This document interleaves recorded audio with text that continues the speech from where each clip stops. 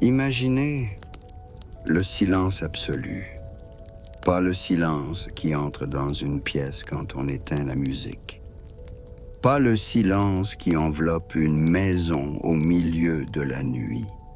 Imaginez le silence avant toute chose, avant le premier mot, avant le premier souffle de l'univers.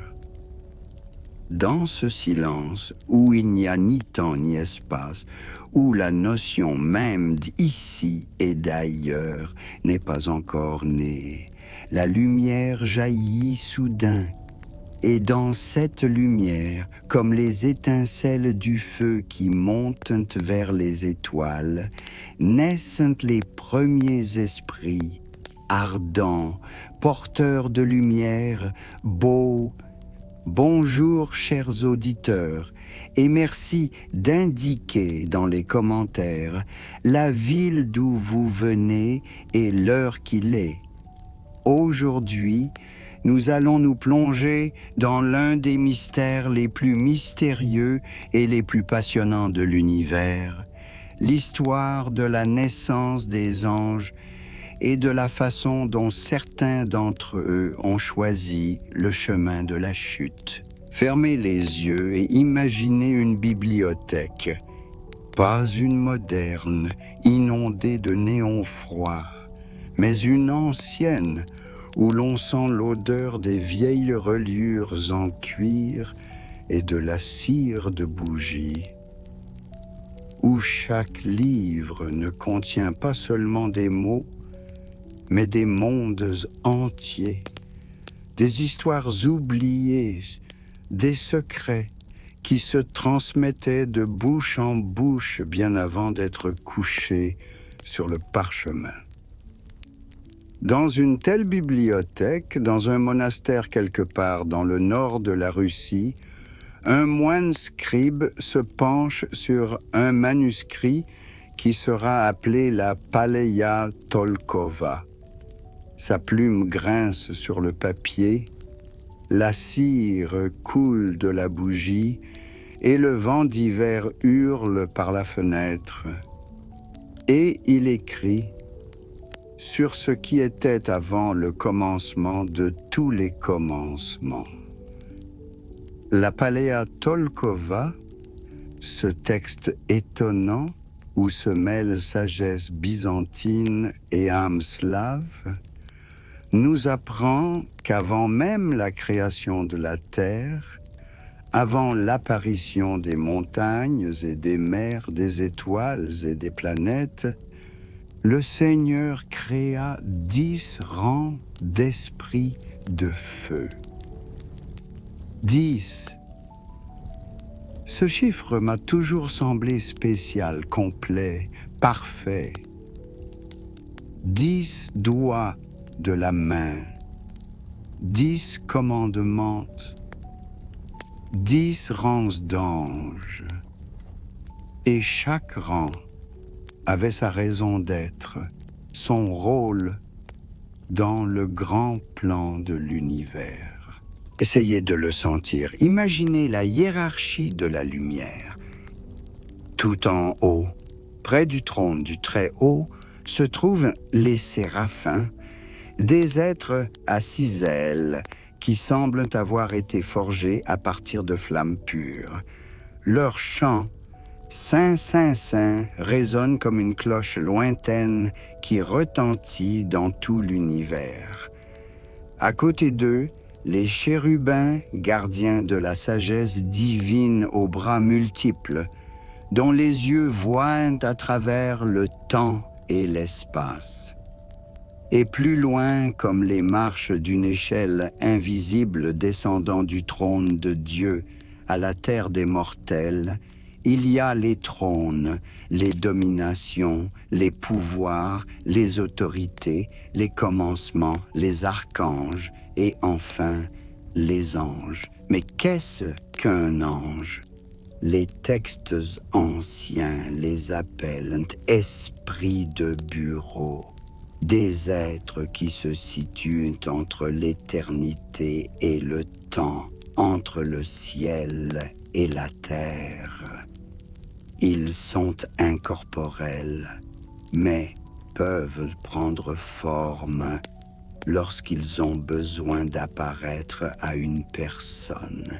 Ils communiquent non pas par des mots, mais par des pensées, se comprenant sans son, tout comme nous comprenons nos propres pensées. Ils ont le libre arbitre, et c'est peut-être la chose la plus importante. Ils ne sont pas des marionnettes entre les mains du Créateur, ni des mécanismes obéissant aveuglément aux ordres. Ils peuvent choisir. Et c'est dans cette liberté de choix que résident à la fois leur grandeur et leur tragédie. Imaginez l'étoile du matin, Vénus, qui se lève avant l'aube, si brillante qu'elle semble porter le jour lui-même dans ses rayons. Les latins l'appelaient Lucifer, le porteur de lumière, celui qui apporte la lumière. Quel beau nom, n'est-ce pas? On y entend le tintement des cloches d'argent, le bruissement des ailes d'ange, la promesse d'un jour nouveau.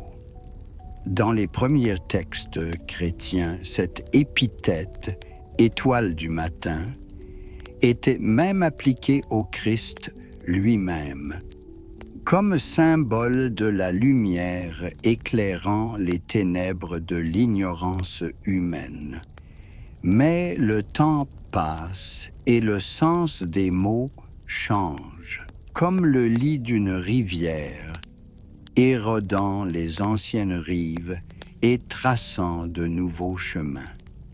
C'est ainsi que dans les textes médiévaux, le nom de Lucifer commence à être associé à une image complètement différente. Les moines scribes, lisant les prophéties d'Isaïe sur la chute du roi de Babylone, ont vu dans les mots « jour, fils de l'aurore » quelque chose de plus qu'une simple comparaison poétique entre le souverain terrestre et l'étoile du matin. Ils ont vu dans ces lignes l'histoire de la chute du plus beau des anges. Comment cela s'est-il produit? Dans les monastères coptes d'Égypte, où le vent du désert transportait le sable entre les manuscrits anciens, où les moines copiaient les apocryphes à la lumière des lampes à huile, deux versions de l'histoire sont nées. Deux versions de la transformation du porteur de lumière en prince des ténèbres. Le premier s'appelle le fier. Imaginez le plus beau des anges, le premier de la création, plus brillant que l'étoile du matin. Il se tient devant le trône du Très-Haut, et la pensée surgit dans son cœur. Pourquoi devrais-je servir? Ne suis-je pas beau? Ma lumière n'est-elle pas éclatante? Je placerai mon trône plus haut que les étoiles du ciel, et je serai comme le Très-Haut. Et c'est dans cette pensée que réside toute la tragédie. Non pas la méchanceté, non pas la haine, mais l'orgueil. Le désir d'être l'égal de Dieu, le refus de reconnaître une autorité supérieure. La seconde version, celle de l'envieux, raconte une histoire différente. Après avoir créé Adam de la poussière de la terre et lui avoir insufflé le souffle de vie, le Seigneur a ordonné à tous les anges d'adorer la nouvelle création.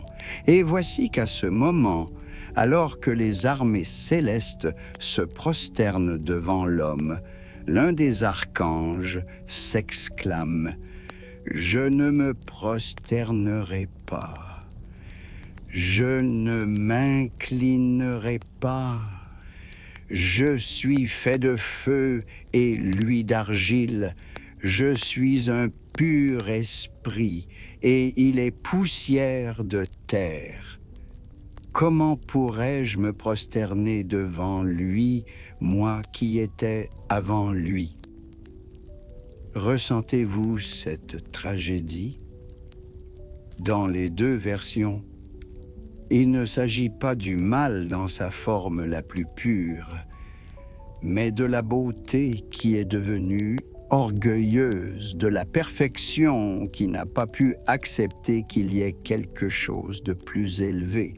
C'est une histoire qui montre comment la lumière peut se transformer en ténèbres, non pas parce qu'elle était sombre à l'origine, mais parce qu'elle s'est détournée de la source de la lumière. Et déjà, les cieux tremblent sous l'effet de la guerre. L'archange Michel, dont le nom signifie « qui est comme Dieu », brandit son épée contre son homologue déchu. Imaginez cette bataille, non pas comme un affrontement brutal d'épées et de boucliers, mais comme un affrontement d'idées, de principes, de deux conceptions de la vérité.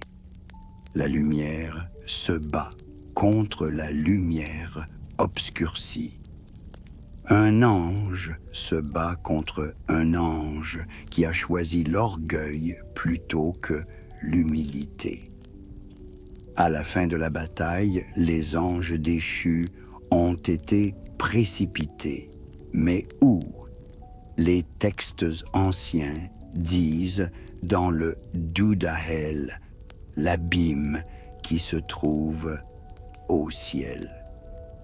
Oui, aussi paradoxal que cela puisse paraître, selon le livre d'Hénoch, l'enfer est situé dans les cieux, le 7e ciel est la demeure de Dieu, et quelque part, entre les sphères célestes, se trouve un donjon pour les étoiles déchues, pour ceux qui ont autrefois chanté des chants de louange et qui pleurent aujourd'hui leur gloire perdue. Mais les siècles passent et l'on commence à confondre les noms et à mélanger les images. Lucifer, le porteur de lumière, sera identifié à Satan, dont le nom signifie adversaire, à Belzébuth, seigneur des mouches, à Samaël, le poison de Dieu. C'est comme si toutes les forces obscures de l'univers s'étaient fondues en une seule image, en une seule figure du grand adversaire. Mais à l'origine, il s'agissait d'entités différentes, de différents aspects de la façon dont la perfection peut dégénérer, dont la beauté peut être déformée. Belzébuth, par exemple, dérive de l'ancienne divinité philistine, Baal Zéboubou, qui était vénéré dans la ville d'Acaron. Lord of the Flies est peut-être une corruption de l'expression originale Lord of the Sublime. Mais au fil du temps, le nom a pris une connotation sinistre. Dans le Nouveau Testament, les pharisiens accusèrent le Christ de chasser les démons par le pouvoir de Belzébuth, et le Sauveur leur répondit: « Si Satan chasse Satan, il est divisé contre lui-même. » Dans ces paroles, on entend la tristesse de voir comment les hommes peuvent confondre la lumière avec les ténèbres et le bien avec le mal. Samaël, le poison de Dieu, apparaît dans la tradition talmudique comme l'ange de la mort, celui qui s'oppose éternellement à l'archange Michel. Dans les textes kabbalistiques, il devient l'époux de Lilith, la première femme d'Adam, qui a quitté l'Éden parce qu'elle ne voulait pas se soumettre. Nous retrouvons ici le thème de l'orgueil, du refus d'accepter l'ordre établi, de la tentative de changer le plan divin. Mais revenons au palais Tolkova, à cet ancien moine qui transcrivait ses histoires à la lueur d'une bougie. Il savait qu'il n'écrivait pas seulement des contes de fées, ni des histoires divertissantes pour les longues soirées d'hiver.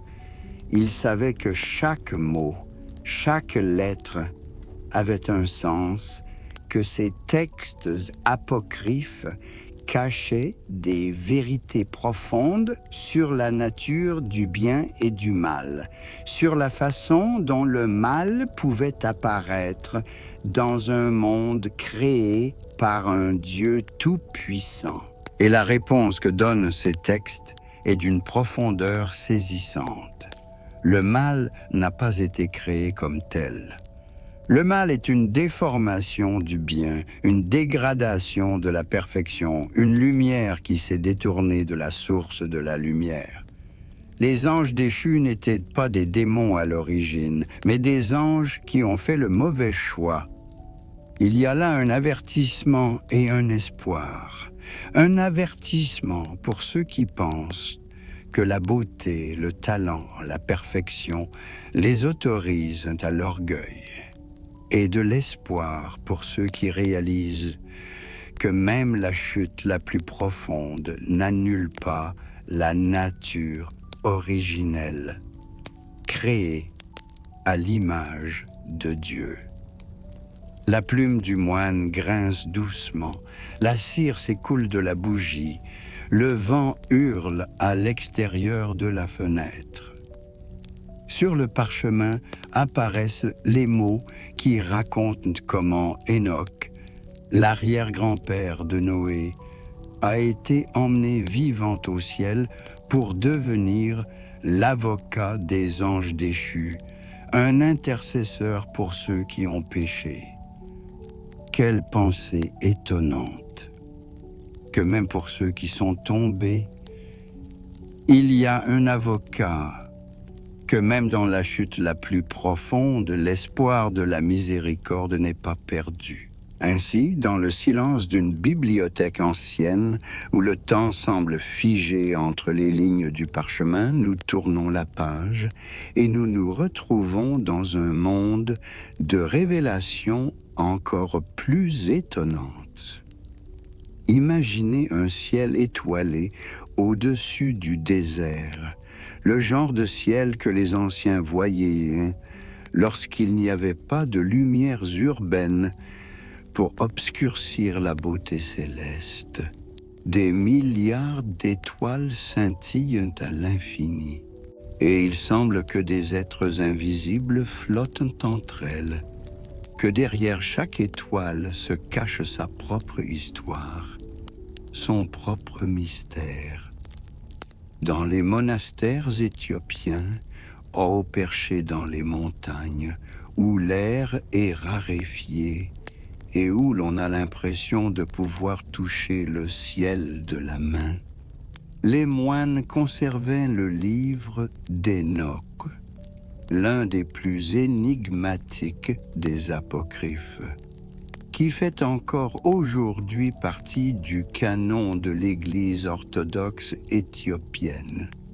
Enoch, ce nom est prononcé comme un murmure de vent dans le désert. L'arrière-grand-père de Noé, l'homme qui marcha devant Dieu et ne devint pas parce que Dieu le prit. Emmené vivant au ciel pour être témoin de mystères qui n'auraient jamais dû être révélés aux yeux des mortels. Et qu'a vu Enoch dans ses visions célestes? Il a vu une histoire qui a commencé bien avant le déluge, quand les eaux n'avaient pas encore recouvert la terre, quand les montagnes étaient plus hautes et les vallées plus profondes. Il a vu 200 anges, 200 esprits légers descendre du ciel jusqu'au sommet du mont Hermon. 200.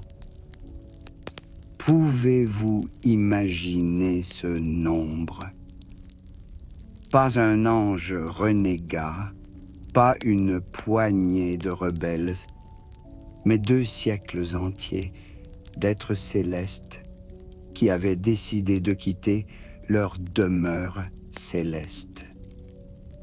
À leur tête se trouvait Azazel, un nom qui ressemble au gémissement du vent dans une gorge, aux échos qui se répercutent sur les parois rocheuses. Azazel.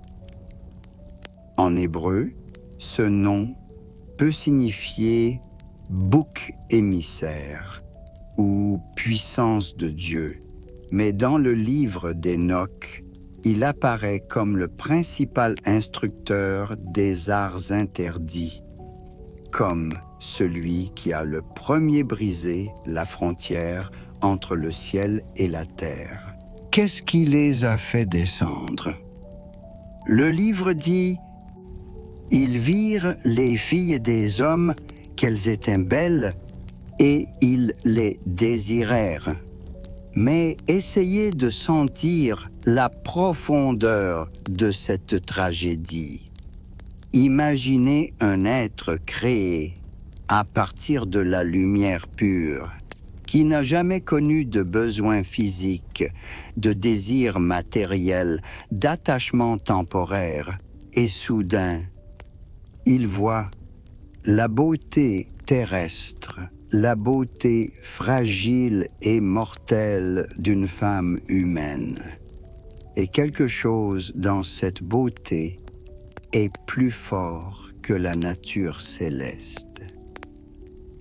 Ils sont descendus sur le mont Hermon, cette montagne qui se dresse encore aujourd'hui à la frontière d'Israël, du Liban et de la Syrie, couverte de neige même pendant les mois d'été. Imaginez la scène. 200 anges, dont les ailes sont plus brillantes que le soleil, descendent sur les pentes rocheuses, et l'air est rempli d'un éclat inconnu. Ils récitent un serment terrible qui les lie dans un destin commun. Car chacun d'eux sait qu'il n'y a pas de retour en arrière possible. Et ils prennent femme parmi les filles des hommes. Mais cette union entre le ciel et la terre donne naissance à quelque chose d'inattendu qui perturbe l'harmonie divine de l'univers. Des enfants naissent, les Néphilim, les géants. Le texte hébreu de la Genèse en parle brièvement. En ce temps-là, il y avait des géants sur la terre. Mais les apocryphes nous en disent plus. Ces enfants des anges et des humains grandissent vite, deviennent énormes, forts. Mais il n'y a pas d'harmonie dans leur force. Ils dévorent tout ce que les humains produisent. Et lorsque les réserves humaines deviennent insuffisantes, ils commencent à dévorer les humains, puis les uns les autres.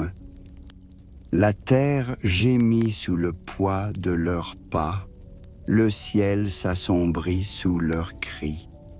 Ce n'est plus le monde conçu par le Créateur, mais une terrible parodie de création, où tout est mélangé, où les frontières entre le possible et l'impossible ont été effacées.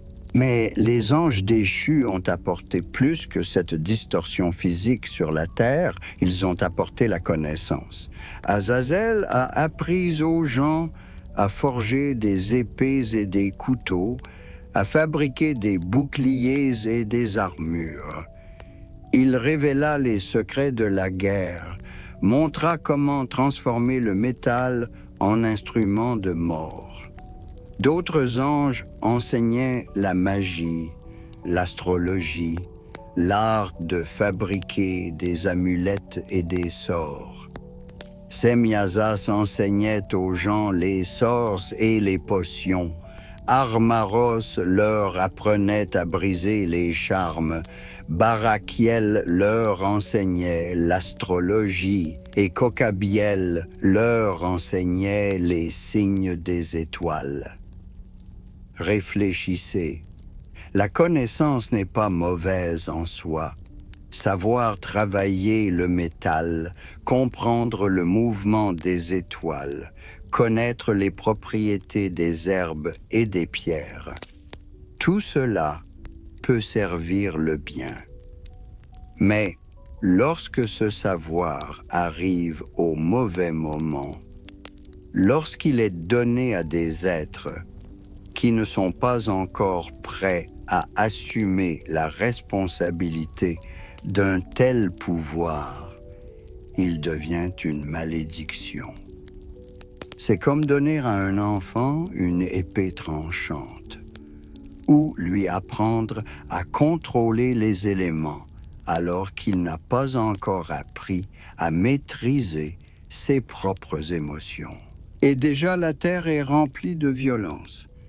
Les gens qui ont appris le savoir de la guerre commencent à s'exterminer les uns les autres. Ceux qui ont appris la magie s'en servent pour dominer leurs semblables. L'astrologie, censée aider à comprendre l'harmonie du cosmos, se transforme en superstition. La terre, qui était un jardin, devient un champ de bataille. Des pleurs sont entendus dans les salles célestes. Les archanges, Michel, Gabriel, Raphaël, Uriel, s'approchent du trône du Très-Haut et disent « Vois-tu ce qu'a fait Azazel ? Comment il a enseigné toute la méchanceté sur la terre et révélé au monde tous les mystères qui s'accomplissent dans le ciel. » Et leur voix n'est pas pleine de colère, mais de tristesse pour les frères qui sont tombés, pour les peuples qui souffrent, pour le monde qui se dénature. Puis le Seigneur prononce le jugement, pas en colère, pas vengeur, mais rempli de la même tristesse que les voix des archanges. Le déluge nettoiera la terre, effacera les traces de violence et de distorsion. Azazel sera lié et jeté dans le désert de Dudaël, dans une fosse couverte de pierres tranchantes, où il attendra le grand jour du jugement. Les autres anges déchus partageront son sort. Mais avant que cela n'arrive, Enoch se voit confier une tâche spéciale. Il lui est demandé d'être un médiateur, un intercesseur pour les déchus. Imaginez cet homme, un simple mortel, qui doit parler à des êtres dont la nature est incommensurablement supérieure à celle de l'homme. Il va vers les anges déchus et leur communique le jugement divin. Et il pleure. Oui, les anges peuvent pleurer. Ils demandent à Enoch de rédiger une demande de pardon pour eux. Quelle scène touchante! Les êtres puissants, qui ont chanté des louanges devant le trône du Très-Haut, implorent maintenant l'intercession des mortels. Enoch s'assied au bord de l'eau et écrit leur requête, puis il s'endort et dans un rêve, il a la vision d'un trône entouré de feu où une voix lui dit va dire aux gardiens du ciel qui t'ont envoyé de demander pour eux. Tu dois demander pour les hommes, et non pas les hommes pour toi. Ces mots sont l'essence même de la tragédie. Les anges ont été créés pour servir, pour aider les gens dans leur ascension vers Dieu. Mais ils ont changé de place avec ceux qu'ils étaient censés servir. Ils sont devenus des mendiants au lieu d'intercesseurs. Ils ont violé non seulement quelques règles, mais la structure même de l'univers, l'ordre dans lequel chaque entité a sa place et sa raison d'être. Et pourtant, il y a quelque chose de profondément humain dans cette histoire. Ne nous reconnaissons-nous pas dans ces anges déchus? Ne nous arrive-t-il pas, à nous aussi, qu'ayant reçu quelques capacités, quelques connaissances, nous commencions à nous considérer comme supérieurs à ceux que nous devrions servir? Ne sommes-nous pas tentés par le pouvoir? Ne voulons-nous pas être comme des dieux qui connaissent le bien et le mal? Le livre d'Hénoch a été écrit à une époque où le peuple juif était soumis à de rudes épreuves, où il semblait que le mal triomphait dans le monde, qu'il n'y avait pas de justice. Et ce livre donnait la réponse. Le mal n'est pas omnipotent, il a un début et aura une fin. Les anges déchus sont liés et attendent le jugement, mais les justes, comme Hénoch, seront emmenés vivants dans les demeures célestes. Mais le livre d'Hénoch n'était pas le seul récit apocryphe sur les anges et leur chute. Dans les bibliothèques de l'Antiquité se trouvaient les testaments des 12 patriarches, dans lesquels chacun des fils de Jacob, avant sa mort, racontait sa vie à ses descendants et leur donnait des instructions. Ces pactes parlaient aussi des anges déchus, de la façon dont ils corrompaient l'humanité, dont ils enseignaient aux gens des péchés qu'ils ne savaient pas avoir commis. Il y avait le livre des Jubilés, également appelé la Petite Genèse. Il retrace l'histoire de la création du monde jusqu'à l'exode d'Égypte, mais ajoute de nombreux détails que l'on ne trouve pas dans le texte canonique. Il parlait aussi des gardiens, des anges descendus sur terre pour enseigner la justice aux hommes, mais qui s'étaient entichés des filles des hommes et avaient donné naissance à des géants. Il y avait les psaumes de Salomon, les livres de Baruch, l'ascension de Moïse. Chaque apocryphe ajoutait ses propres couleurs au tableau d'ensemble, ses propres détails à l'histoire de la façon dont la perfection peut être déformée, comment le bien peut se transformer en mal. Les textes coptes écrits en Égypte par des chrétiens qui ont conservé la langue des anciens pharaons sont particulièrement intéressants.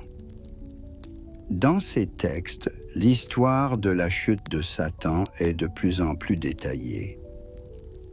Le livre de l'affectation de Michel raconte que Satan a été la première création de Dieu, créée pour amuser les anges, mais qu'il est devenu orgueilleux et s'est pris pour l'égal de la Sainte Trinité. Dans les questions de Théodore, la raison de la chute n'était pas seulement l'orgueil, mais aussi l'idolâtrie. Satan s'adorait lui-même au lieu d'adorer le Créateur. Et dans l'apocryphe grec, les questions de Barthélemy, l'ange déchu lui-même raconte sa chute. J'ai été le premier ange créé par Dieu. Et quand il a fait Adam avec de l'argile, il m'a ordonné de l'adorer. Mais j'ai dit, je n'adorerai pas l'argile et la matière. Je suis fait de feu et de lumière. Comment pourrais-je adorer la poussière? Et dans ces paroles, ce n'est pas tant de la colère que de l'incompréhension, l'incapacité à comprendre la logique divine selon laquelle le plus haut sert le plus bas, le plus fort aide le plus faible. Dans la grotte des trésors syriaques, cette histoire prend une autre tournure. Les anges déchus perdent leur robe de gloire. Tout comme Adam et Ève ont perdu leur robe de lumière après la chute dans le péché. Ce parallèle symbolique suggère que le péché est de même nature, que ce soit dans le monde céleste ou terrestre. Il s'agit toujours d'un rejet de l'ordre divin, d'une tentative de placer sa propre volonté au-dessus de celle du Créateur. Et tranquillement, très tranquillement, dans la pénombre des anciennes bibliothèques, les scribes ont poursuivi leur travail. Ils ont copié ces textes, non pas parce qu'ils les considéraient comme égaux aux Saintes Écritures, mais parce qu'ils y voyaient une tentative de l'esprit humain de comprendre le mystère du mal, d'expliquer pourquoi la souffrance et l'injustice existaient dans le monde créé par le Dieu Tout-Puissant. Imaginez maintenant un scriptorium dans un monastère d'Alexandrie. Le soleil s'est déjà couché à l'horizon et la douce lumière des étoiles sur le delta du Nil pénètre par les fenêtres. Le moine est penché sur un papyrus sur lequel des lettres coptes sont entrelacées en caractères arabes, derniers échos de la langue des anciens pharaons. Il écrit une histoire qui sera transmise à travers les âges et dont les détails s'enrichiront comme les cernes d'un arbre. Dans les textes coptes, le mythe de la chute du diable prend vie. Ici, dans la vallée du Nil, où les prêtres égyptiens vénéraient autrefois une multitude de dieux, où chaque divinité avait sa propre histoire, son propre caractère, son propre destin, les écrivains chrétiens ne pouvaient s'empêcher d'introduire dans leurs récits le pluralisme religieux qui avait vécu dans le sang égyptien pendant des siècles. C'est pourquoi nous trouvons dans les différents textes coptes une variété surprenante quant à l'identité de la personne qui a renversé Satan du ciel. Dans certains manuscrits, ce sont les 4 mystérieux animaux de l'Apocalypse de Jean, les mêmes créatures au visage d'homme, de lion, de veau et d'aigle, qui entourent le trône du Très-Haut.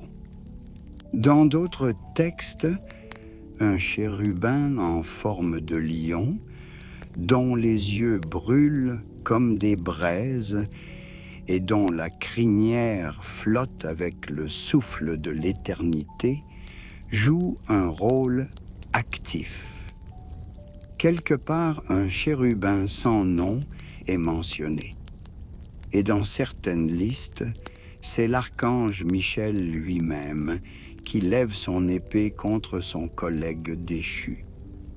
Cette variation suggère que les chrétiens égyptiens ne recherchaient pas l'uniformité dans les détails. Ce n'est pas la lettre de la tradition qui leur importait, mais son esprit.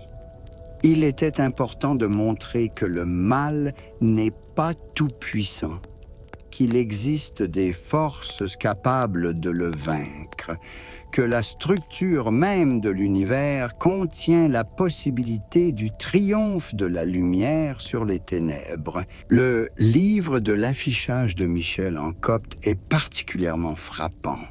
Il raconte comment Satan fut la toute première création de Dieu, créée pour l'amusement des anges. Imaginez cette scène.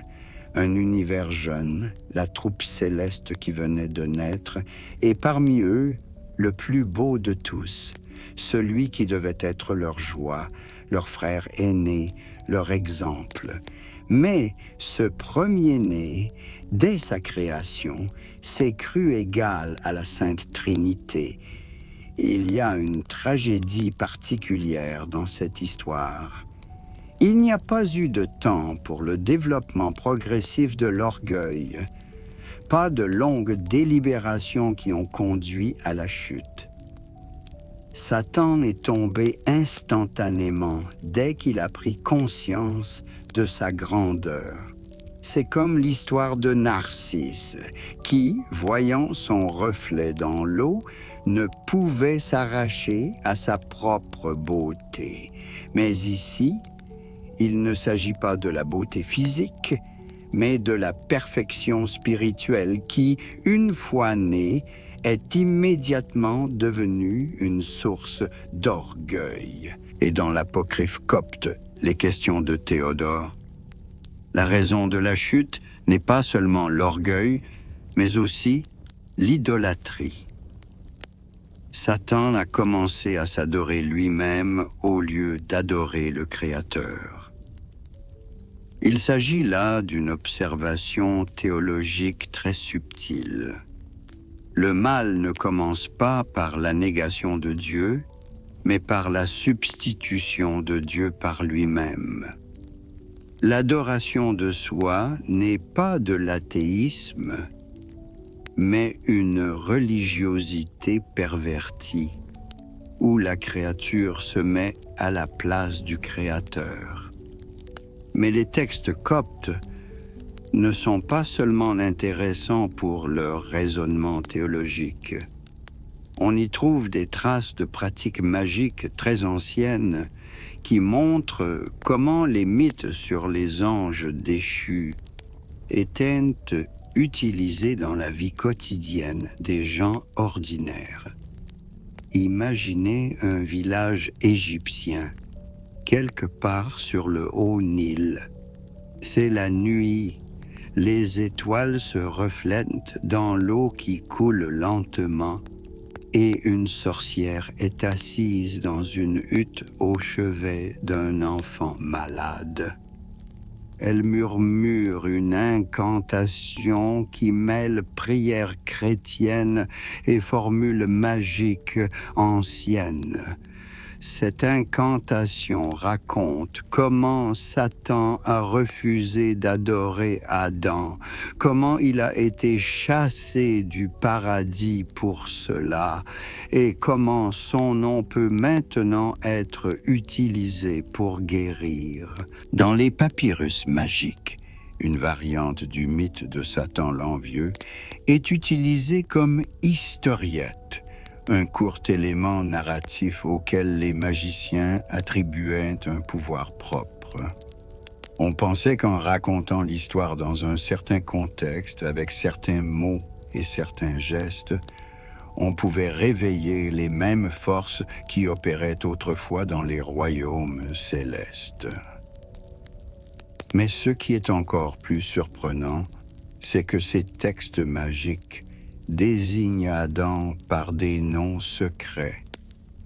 Il n'est pas appelé par un nom connu, mais par d'anciennes épithètes magiques, qui remontent probablement à des sources égyptiennes ou même plus anciennes.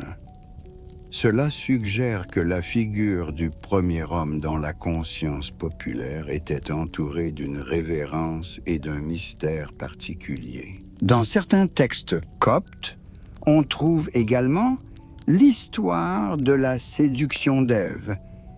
Mais ici, Le diable n'agit pas par de simples paroles, mais utilise une sorte de potion ou de sueur provenant des sources des fleuves du paradis.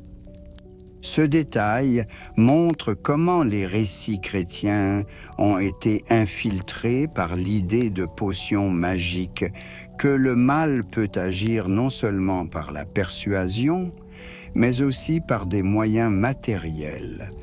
La légende du pacte d'Adam avec Satan est particulièrement intéressante. La version slave de la vie d'Adam et Ève raconte qu'Adam, après son expulsion du paradis, a conclu un pacte écrit avec le diable. Pouvez-vous imaginer cette scène? Le premier homme, expulsé de l'Éden, errant sur une terre hostile, rencontre son destructeur. Et il y a une sorte d'accord entre eux, écrit sur du parchemin ou du papyrus. Quel pouvait être l'objet de ce pacte?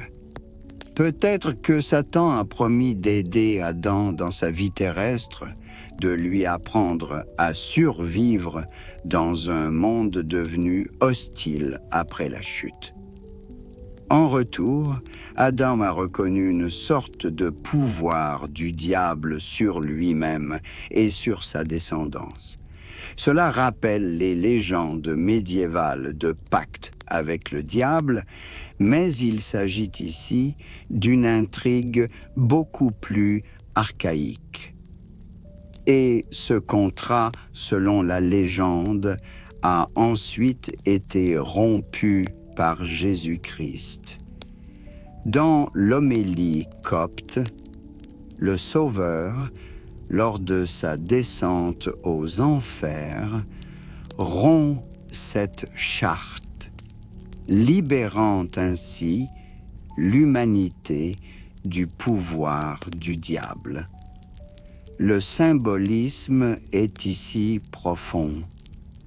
Le mal agit par le biais de relations légales et formelles, tandis que le bien agit par le biais de la miséricorde et du pardon, qui sont au-dessus de toute loi. Mais revenons au thème de la diversité des textes coptes. Cette diversité concerne non seulement les détails, mais aussi l'interprétation même de la nature du mal.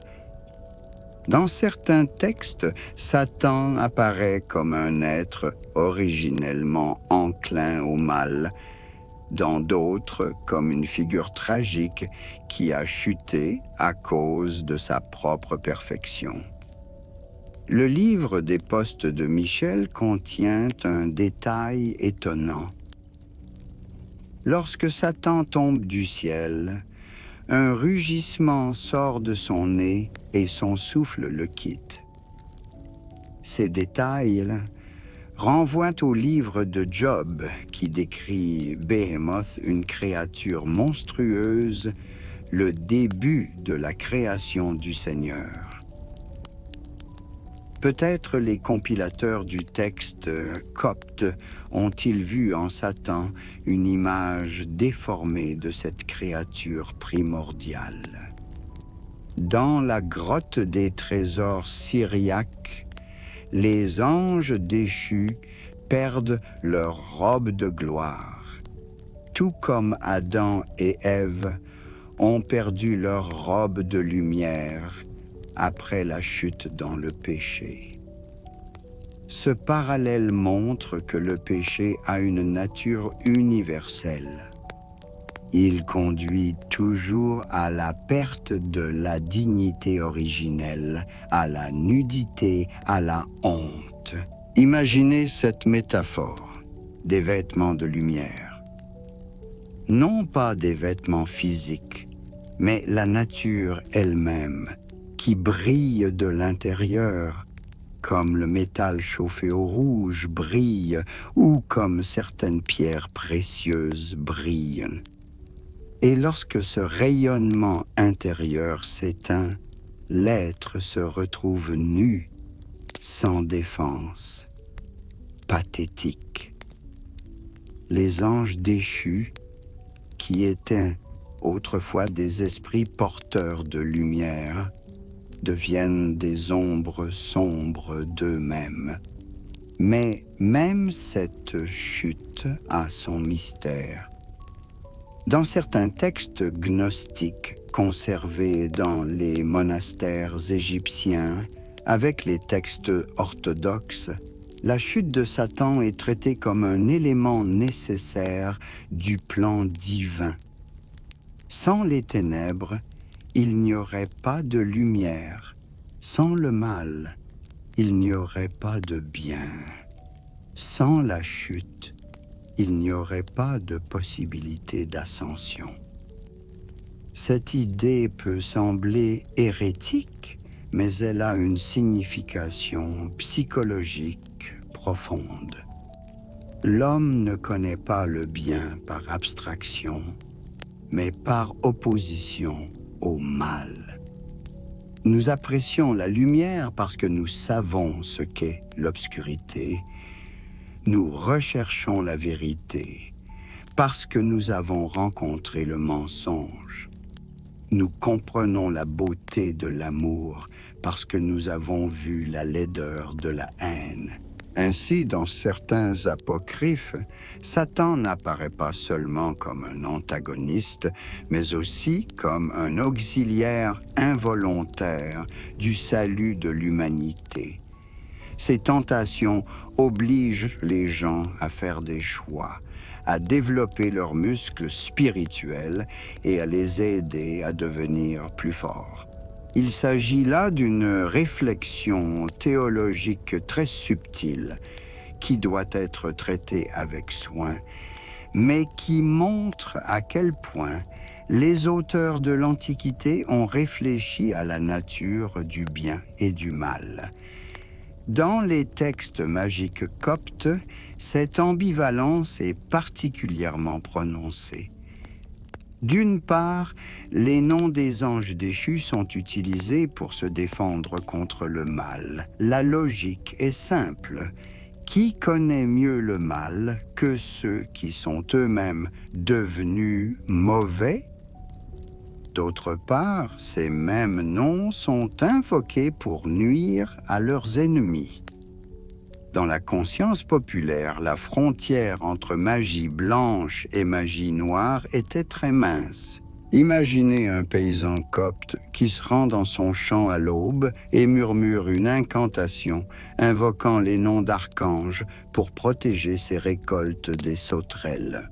Le soir venu, le même homme, vexé par son voisin, lance une autre incantation avec les noms d'anges déchus et leur demande de jeter une maladie ou de la malchance sur le contrevenant. Pour lui, il ne s'agit pas d'une contradiction, mais simplement d'outils différents pour des tâches différentes. Les autorités ecclésiastiques ont bien entendu lutté contre ces pratiques. Des listes de livres interdits ont été dressées, des sermons contre la superstition ont été prononcés et des papyrus magiques ont été brûlés.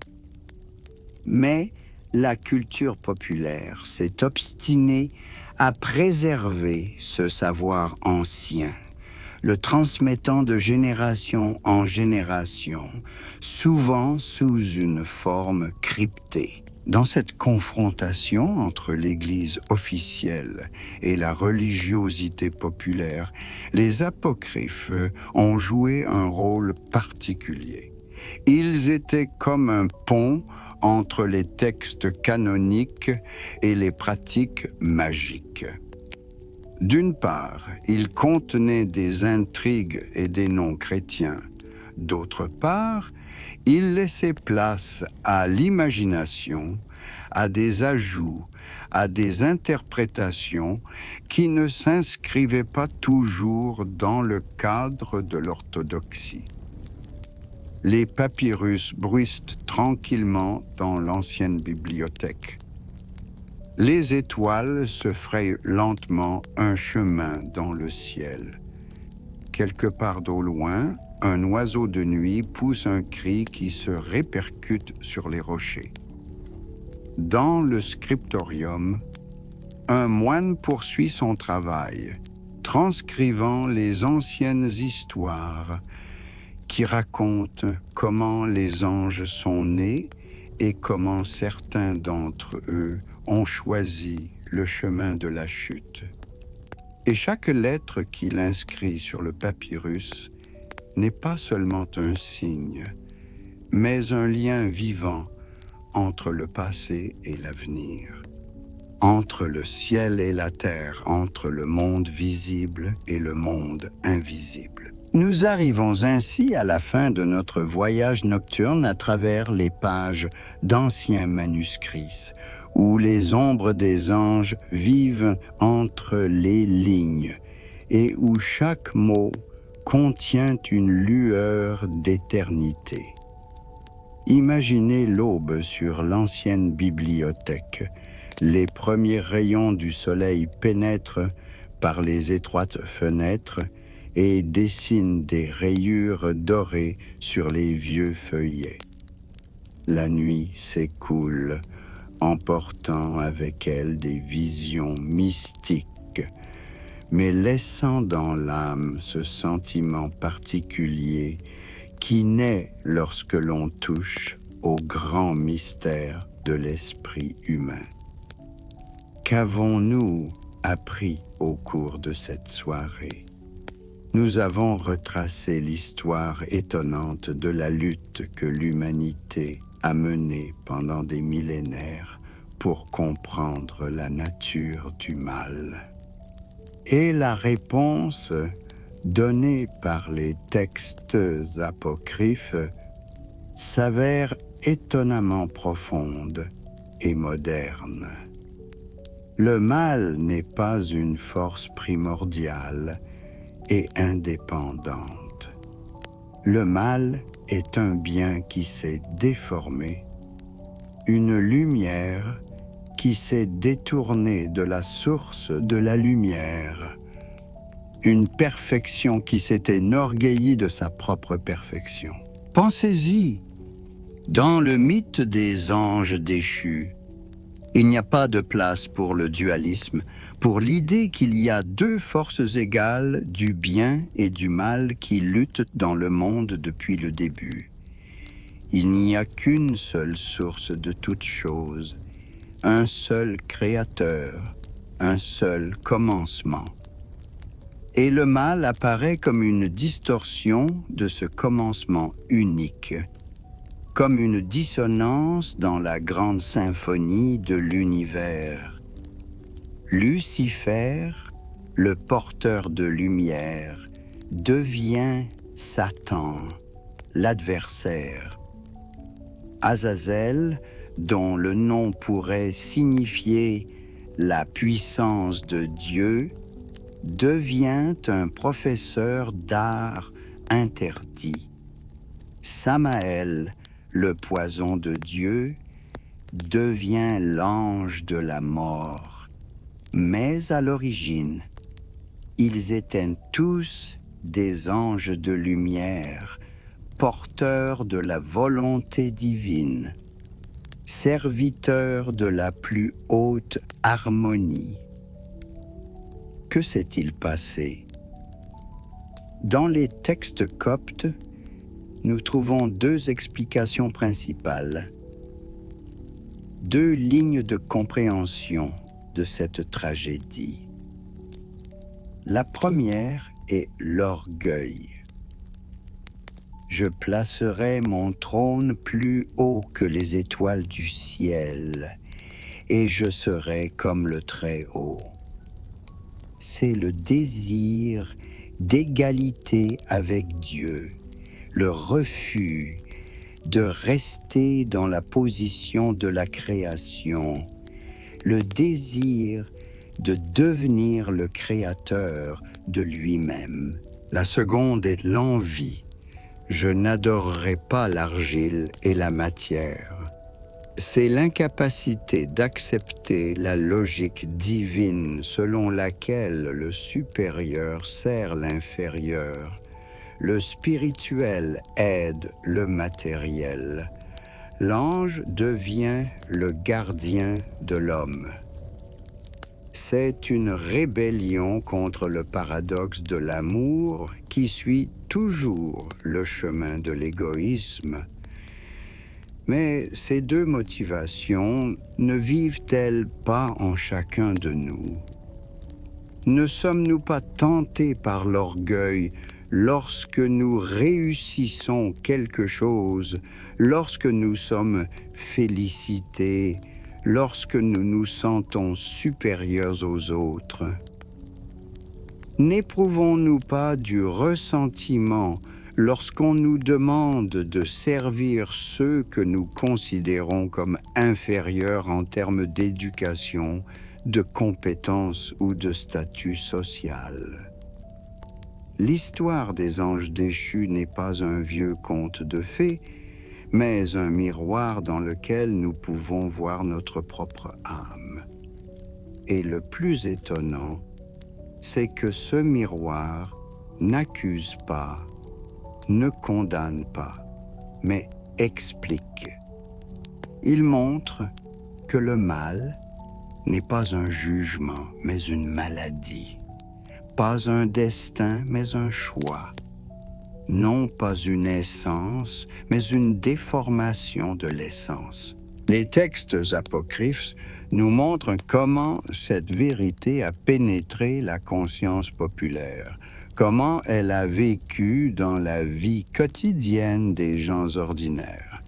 Un paysan égyptien qui jetait un sort contre la maladie invoquait les noms des archanges, non pas comme des célestes lointains, mais comme des protecteurs réels qui comprenaient la souffrance humaine. Un moine copte réécrivant la légende de la chute de Satan y voyait non pas un concept théologique abstrait, mais une histoire vivante de la façon dont même les plus belles choses peuvent être déformées si l'on ne se tourne pas constamment vers la source de la lumière.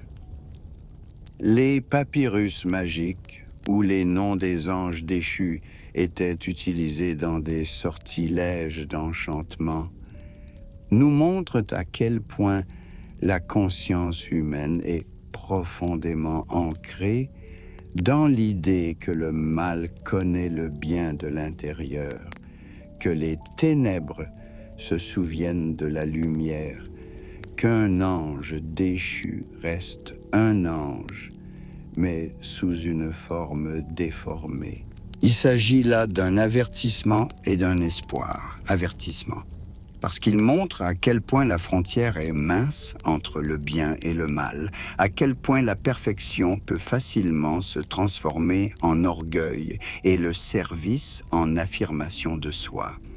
Espoir, parce qu'il montre que le mal n'a pas de nature propre, qu'au plus profond de chaque créature déchue subsiste le souvenir de sa nature originelle. Imaginez Dante, dans sa Divine Comédie, plaçant Lucifer au centre même de l'enfer, figé dans la glace de ses propres larmes. Il ne s'agit pas d'une image du mal triomphant, mais du mal souffrant, un mal qui se punit lui-même par son aliénation de l'amour. Ou souvenez-vous de Milton et de son paradis perdu, où Satan prononce les célèbres mots. Il vaut mieux régner en enfer que servir au paradis. Ces mots traduisent la tragédie de l'orgueil, qui préfère la grandeur dans la solitude à l'unité dans l'amour. Ces grands poètes ont puisé leur inspiration dans les mêmes sources que celles que nous avons étudiées ce soir. Des légendes apocryphes, des manuscrits coptes, des tentatives anciennes pour comprendre le mystère du mal, Et ils ont montré que ces textes anciens ne sont pas devenus obsolètes, qu'ils n'ont pas perdu leur pertinence. Au contraire, ils nous aident à nous comprendre nous-mêmes, à comprendre notre époque, à comprendre nos conflits intérieurs. Dans le monde d'aujourd'hui, où la technologie donne à l'homme un pouvoir sans précédent, où l'intelligence artificielle commence à rivaliser avec l'intelligence humaine, où le génie génétique permet de changer la nature même de la vie, les questions soulevées dans le livre d'Enoch se posent avec une acuité particulière. Que se passe-t-il lorsque la connaissance précède la sagesse? Que se passe-t-il lorsque le pouvoir ne s'accompagne pas de la responsabilité? Comment distinguer le service de la domination, l'aide de la manipulation? Azazel, qui a appris aux gens à forger des épées, pourrait aujourd'hui leur apprendre à fabriquer des bombes atomiques. Semyaza, qui a découvert les secrets des sortilèges, pourrait aujourd'hui être l'inventeur des médias de masse qui façonnent la conscience de millions de personnes. Armaros, qui connaissait l'astrologie, serait à notre époque le créateur d'algorithmes qui prédisent et guident le comportement humain. Et la question reste la même. Ces connaissances servent-elles à élever l'homme ou à l'asservir? Est-ce qu'elles aident l'homme à se rapprocher de Dieu ou est-ce qu'elles lui font croire qu'il est un Dieu? Les textes apocryphes présentent un motif frappant. Enoch devient un intercesseur pour les anges déchus. Un homme mortel intercède pour des esprits immortels. Cela renverse les idées habituelles de hiérarchie, montrant que parfois le faible peut aider le fort, le plus bas peut aider le plus haut, l'homme peut aider un ange. N'est-ce pas là la beauté de la conception chrétienne du monde? Non pas que le fort domine le faible, mais que l'amour transforme le service en joie et l'humilité en grandeur.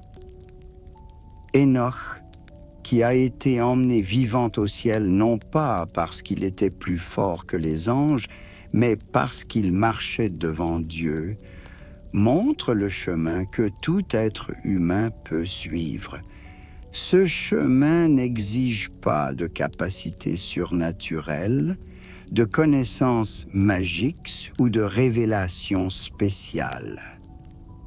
Il n'exige qu'une chose, se tourner constamment vers la source de lumière, se rappeler sans cesse que nous ne sommes pas des dieux, mais des créatures, que nos capacités sont un don et non un mérite, que notre vocation est de servir et non de dominer. Lorsque je pense à tous ces textes anciens, à tous ces moines et scribes qui ont préservé ces histoires pour nous, une pensée me vient à l'esprit. Ils travaillaient à la lumière de bougies et de lampes à huile. Leur monde était une petite cellule ou un scriptorium.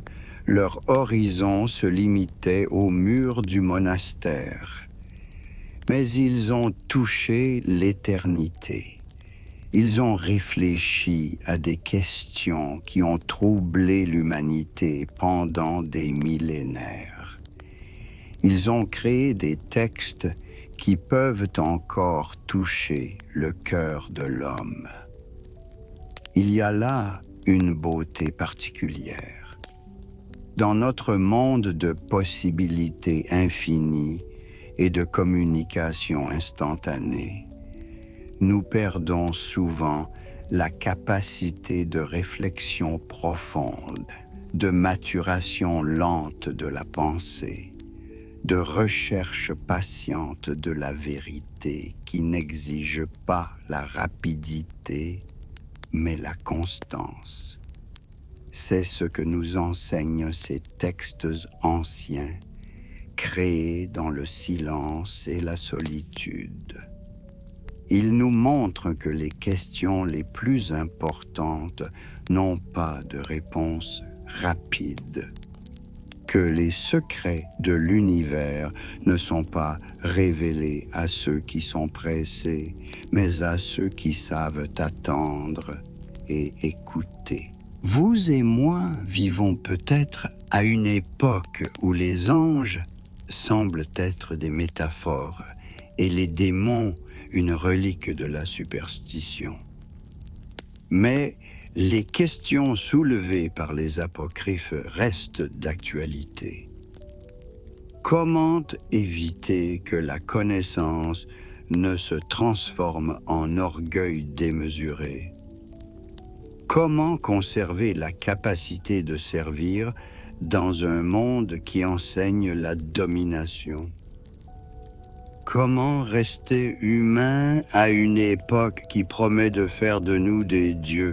Chacun doit répondre à ces questions pour lui-même, dans le silence de son cœur, à la lumière de sa conscience. Mais les textes anciens nous donnent une boussole pour cette recherche, nous indiquent la direction à suivre. Le soleil s'est déjà levé sur l'ancienne bibliothèque. Les bougies se sont éteintes, les étoiles se sont éteintes, et un nouveau jour s'est levé. Mais les histoires que nous avons entendues cette nuit n'appartiennent pas seulement au passé. Elles vivent dans le présent, elles attendent l'avenir, elles posent à chacun d'entre nous la question éternelle. Que veux-tu être? Un ange de lumière ou un ange déchu? Bonne nuit, chers auditeurs. Que vos rêves soient lumineux et que le matin vous apporte de nouvelles occasions de faire le bien. Et n'oubliez pas, chaque nouveau jour est une nouvelle chance de choisir la lumière plutôt que l'obscurité, le service plutôt que l'orgueil, l'amour plutôt que l'amour de soi. Je vous donne rendez-vous dans notre atmosphère nocturne, où les histoires anciennes prennent vie et où les questions éternelles trouvent des réponses temporaires.